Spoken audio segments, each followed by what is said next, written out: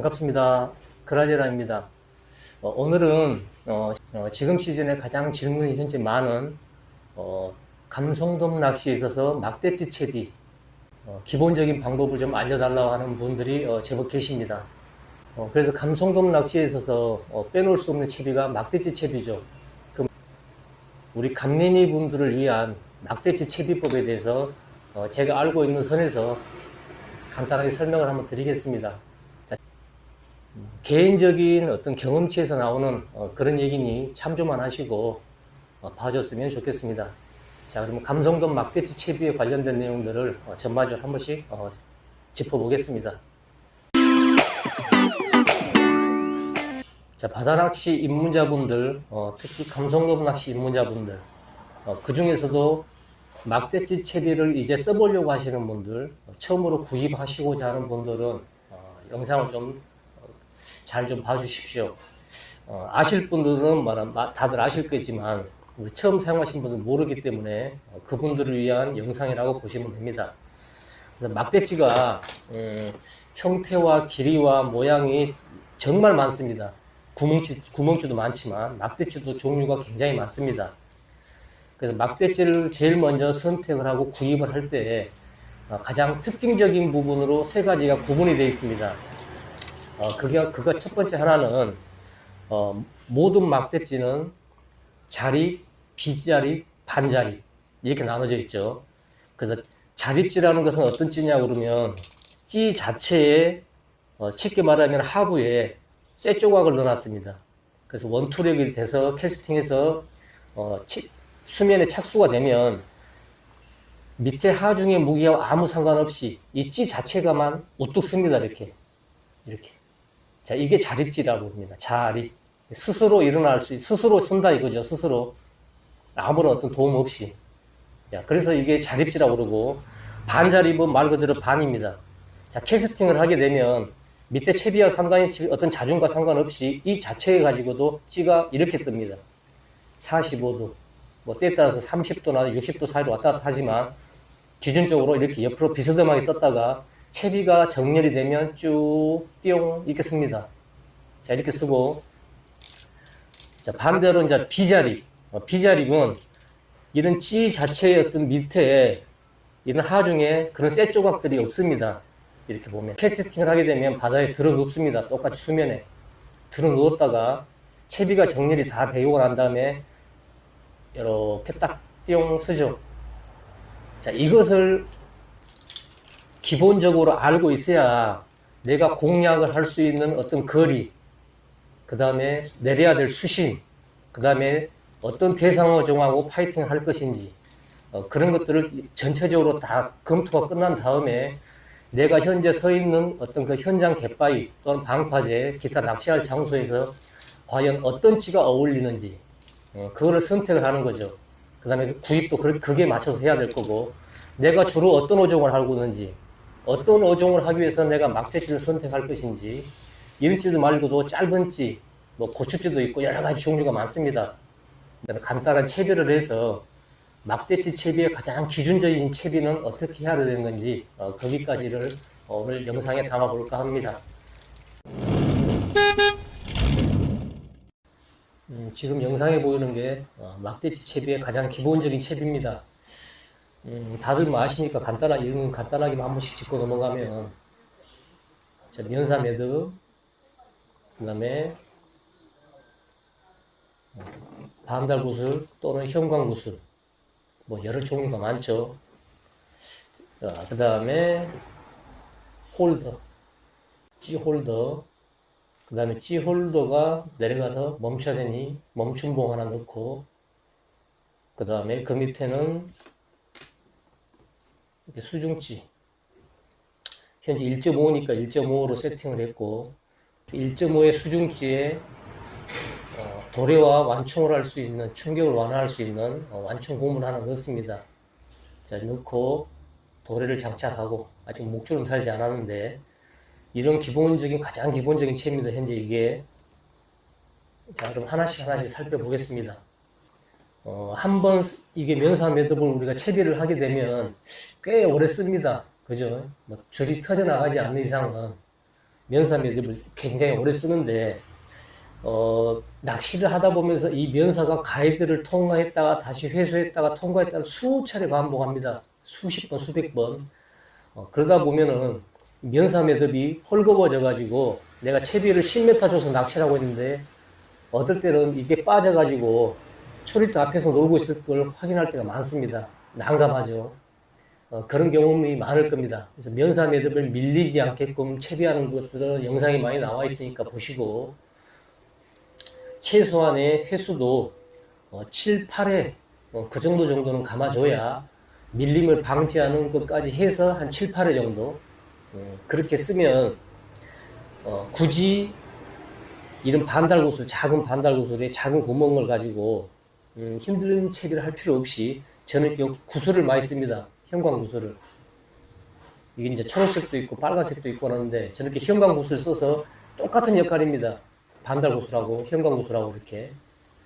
그래서 같은 역할을 하고 있는 거기 때문에 굳이 이런 반달구슬이나 그 다음에 일자형으로 된 우리 납작보리가처럼 생긴 이런 걸 쓰지 않고 이런 걸 주로 쓰죠. 형광구슬을. 면사 매듭은 밀리지 않게끔 7, 8회 이상을 감고 그 다음에 7, 8회 이상 감았을 경우에는 굳이 반달구슬 쓰지 않고 이렇게 형광구슬을 대체를 할 수 있다. 저는 이걸로 많이 씁니다. 감성낚시 할 경우에는. 그러면 훨씬 더 장점이 있습니다. 반달구슬 쓰는 것보다는. 자, 그 다음에 찌홀더는 뭐 다들 똑같이 아실 거고, 찌홀더는 막대찌의 채비 내림을 원활하게 하게끔 이렇게 평형적으로 찌가 원줄이 잘 빠질 수 있게끔 이렇게 되어 있죠. 찌홀더는. 뭐 찌홀더도 여러 가지 있는데 이거는 뭐 큰 기준 없는 것 같고요. 그 다음에 수심을 조절을 할 수 있는 찌 스토퍼죠. 찌 스토퍼.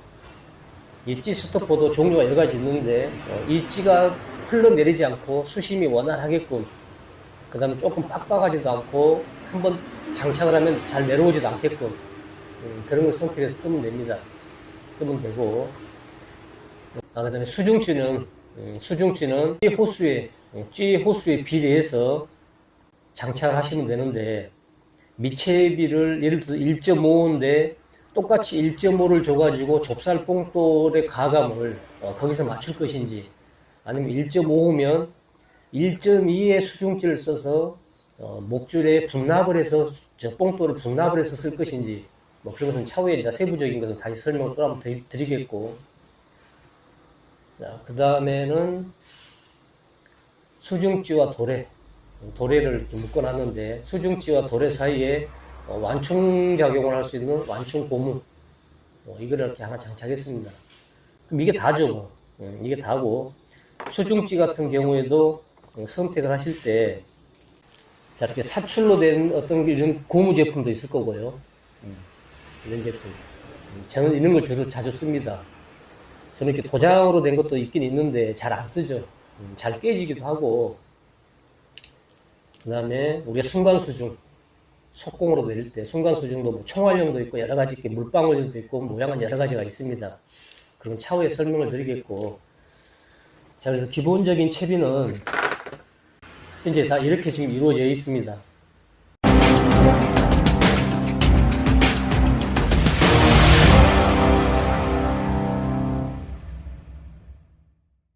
자, 막대찌 채비를 다 했는데 우리가 운영을 하면서 가장 염두에 두고 신경을 써야 될 부분들이 막대찌의 길이와 수중찌의 간격 여기에 대해 가장 신경을 써야 됩니다. 막대찌 길이에 관련된 수중찌 이 수중찌 위치를 어디에 둬야 하는지 거기에 대해서 잠깐 설명을 좀 드리겠습니다. 보통적으로 습관적으로 이렇게 좀 길게 쓰시는 분이 있습니다. 이렇게 뒤로 빼면 길어지겠죠. 여기서부터 맞춰서 이렇게 올리면 자 이렇게 한 뼘 이상 수중찌를 길게 쓰시는 분이 있습니다. 이게 막대찌 끝이고 이게 수중찌지 않습니까요? 왔다 갔다 하는 게 이렇게 한 뼘 이상을 길게 쓰시는 분도 있고 자 또 어떤 분들은 반대로 자 이게 내리면 자, 어떤 분들은 막대치보다 위쪽으로 이렇게 위쪽으로 이게 막대치 끄시면 막대치보다 위쪽으로 해서 이렇게 쓰시는 분도 있습니다. 자, 이 두 가지는 첫 번째, 이 막대치보다 이렇게 위로 올라가면 이렇게 부딪히죠. 이 톱 같은 경우에 좀 강한데 어떤 톱은 굉장히 얇게 된 것도 있습니다. 바로 한 방에 깨져버립니다. 즉 채비가 뭐 감는 것도 마찬가지지만 막대치 자체의 어떤 그 손상이 굉장히 많이 갑니다. 이거는 아주 좋지 않은 방법이고, 아까처럼 길게 했을 경우에 는 자, 이게 길게 돼버리면 뭐가 문제냐면, 자, 캐스팅하거나 채비를 해서 캐스팅 하게 되면 이 수중찌가 원처럼 뱅글뱅글 돌면서 이렇게 감습니다. 이렇게 시계추처럼 움직이겠죠. 이렇게 이것도 비추합니다. 이것도 좋은 방법은 아니고, 가장 제가 해보니까 이 정도면 가장 이상적이다 생각하는 부분들이 수중찌를 닿지 않을 정도에서 한 3cm에서 5cm 정도가 벌어지는 것. 이 정도입니다. 이 정도. 채비를 다 하시고 막대찌 길이에서 수중찌의 위치는 아까 얘기드린 대로 너무 짧아서 이게 위쪽으로 올라오거나 이렇게 위쪽으로 올라오거나, 아니면 너무 길게 해가지고 막대치 끝보다 이게 훨씬 더 길어져서 채비할 때 이게 뱅뱅뱅 돌게 하거나, 이건 별로 좋은 방법이 아니니까 위치를 맞출 때는 막대치 끝에서 한 3cm에서 5cm 정도 떨어지는 요 정도 간격, 요 정도가 가장 제가 봤을 때 캐스팅도 잘 되고 잘 감지도 않고 가장 무난합니다. 그래서 이거는 꼭 염두에 두셨으면 좋을 것 같아서 이 간격을 설명을 한번 드려봅니다. 막대치 채비를 해서 운영을 할 경우에 목줄의 길이는 어종에 따라 틀립니다. 어종에 따라 틀리고, 그 다음에 캐스팅하는 거리, 공략, 수심, 뭐 그런 걸 다 고려해서 이제 결정을 해야 될 부분인데, 기본적인 거는 보통 이렇게 쭉 폈을 때 이게 지금 한 발이라고 우리가 보통 부르죠. 1.5m 정도. 우리 예전에 이제 저는 이제 그 여수 금오도에서 이제 살면서 낚시를 많이 했었는데, 그 선배들은 예전에 이런 인터넷도 없고 아무것도 없을 때 이 수심 길이를 보통 물어보면 한 발 한 뼘 이렇게 얘기합니다. 한 발하고 한 뼘면 나중에 잘라낼 걸 생각하고 여러 가지 잡어도 물고 데미지도 있고 하니까 잘라내고 다시 묶고 했을 때, 그런 것까지 계산했을 때 한 발 한 뼘을 유지를 하려고 애를 씁니다. 그래서 낚시하다 보면 이제 한 발 정도, 어쩔 때는 이제 1m에서 1m 50에서 왔다 갔다 하겠죠. 그게 가장 이상적이다 생각합니다.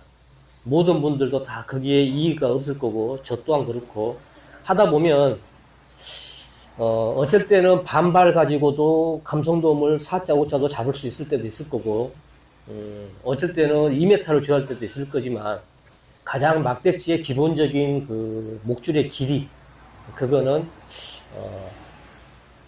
한 발을 넘지 않았을 그 정도 가장 무난할 것 같습니다. 왜냐하면 이 막대치 같은 경우에는 감성돔을 기준입니다. 감성돔 기준으로 했을 때 막대치, 감성돔 낚시, 결국은 채비가 정렬되고 수심을 확보하고 내려가다 보면은 결국은 바닥에서 고기가 무는다고 가정했을 경우 아닙니까? 그 다음에 채비도 그렇게 할 거고, 운영도 그렇게 할 거고, 밑밥도 거기에 맞출 거고. 그래서 굳이 수심이 바닥을 찍고 바닥을 노리는 어떤 그런 어종을 공략을 하는데, 목줄이 2m, 3m 굳이 필요 없지 않습니까? 그거는 불필요한 거니까 가장 이상적으로 채비의 바런스도 맞고 어종한테 어필도 되면서 공략을 했을 때 파이팅도 좋은 막대치 채비에서 목줄 길이는 굳이 길 필요가 전혀 없다. 그래서 한 발을 넘지 않는 1m 또는 1m 50 정도에서 왔다 갔다 할 수 있는 그런 목줄 길이가 가장 이상적이더라. 그런 것을 말씀을 드립니다. 감성돔 낚시를 할 경우에 시즌별로 조금씩은 틀리겠지만 대체적으로 보면 지금 시즌부터 이제 8월 중순이 넘어가면서 태풍이 끝나면 이제 본격적으로 이제 감성돔 시즌이 되면서 뱅에돔, 감성돔, 참돔, 돌돔, 뭐 4대 5종을 다 할 수 있는 시기가 이제 됐습니다. 그런데 감성돔 낚시를 할 경우에는 지금 시즌부터 여커저 통영 기준했을 때 한 11월 정도, 빠르면 뭐 10월 말, 11월 그때까지는 감성돔이 그렇게 바닥에서 많은 활동을 하면서 입질을 하지는 잘 않습니다. 보통 중하층에서 잘 물죠. 그 다음에 부상을 조금씩은 합니다. 그래서 제가 저번에 설명을 했듯이 가을 시즌, 여름부터 가을 시즌 초겨울까지 감성돔 낚시를 할 경우에는 밑밥의 비중을 가볍게 해서 암맥과 옥수수를 전혀 타지 말고 가벼운 비중의 밑밥 집어절과 크릴만 가지고도 충분히 감성돔을 얼마든지 만날 수 있습니다. 그러기 좋게끔 제가 저번에 설명드린 게 저부력 반유돔, 이런 찌, 제가 시스템 찌라고 그랬죠. 위에 구멍은 넓고 밑에는 얇고 면사 매듭만 가지고 반달구슬을 쓰지 않고 면사가 걸리면 밑에서 딱 걸려가지고 더 이상 내려가지 않죠.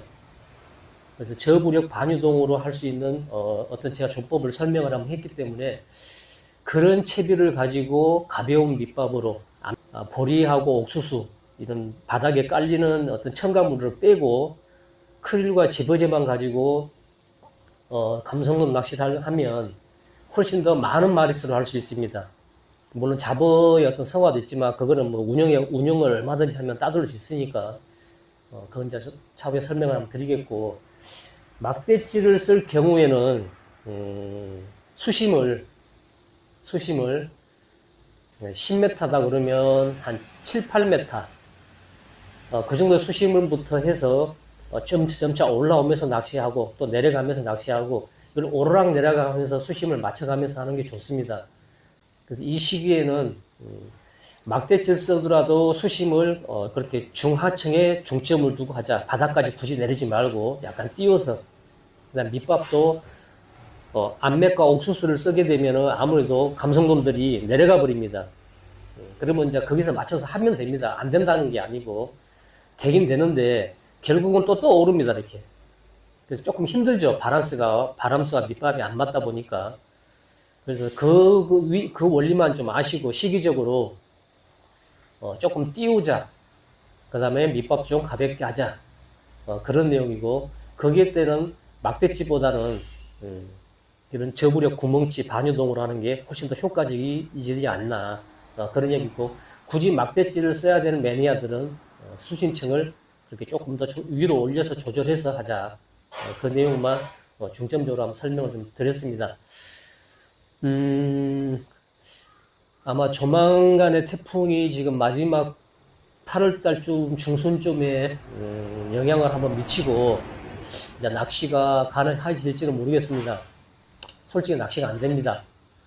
바닷속이 너무 고수온이죠. 그래서 지금 거제 통영 쪽에 가두리 양식장의 고기들도 지금 너무 물이 뜨겁다 보니까 폐사가 돼서 지금 수면에 떠서 다 건져내던데, 지금 태풍이 효자 태풍이 하나 올라와서 바다도 좀 안정시키고 수온도 좀 떨어뜨리고 그래야 좀 낚시가 좀 가능할 것 같은데, 그 시기 전까지는 두루두루 짬낚을 하시면서 원하는 어종 할 수 있게끔 좀 해보면 좋겠고요. 개인적으로는 뭐 낚시든 도복보이든 채비든 설명을 좀 시간적으로 가지면서 여러분과 함께 좀 소통하고 공유할 수 있도록 그렇게 한번 하겠습니다. 다음 시간에는 여건이 주어지는 대로 또 다른 콘텐츠로 또 찾아뵙겠습니다. 자, 오늘은 그래서 막대찌 채비와 관련된 것들을 한번 짚어봤습니다. 자, 다음 시간에 또 다른 콘텐츠로 찾아뵙겠습니다. 자, 감사합니다.